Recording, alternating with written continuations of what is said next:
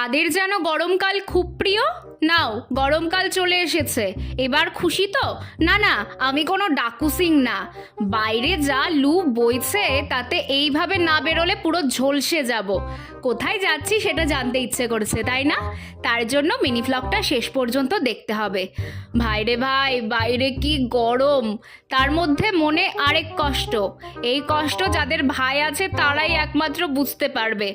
কি না, সামনেই তো পয়লা বৈশাখ, কসমোবাজারে 50% অফার দিয়েছে। শপিং করাবি না? চ শপিং করব। এক প্রকার টানতে টানতেই নিয়ে এলো আমাকে কসমোবাজারে।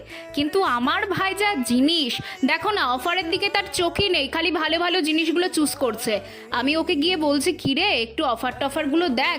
বলে না, এখানে একটা প্যান্ট পছন্দ হয়ে গেছে। আমি তো বললাম অফারের জিনিস না নিলে তোকে কিচ্ছু কিনে দেবো না। তা শুনে তার তো মন খারাপ হয়ে গেছে।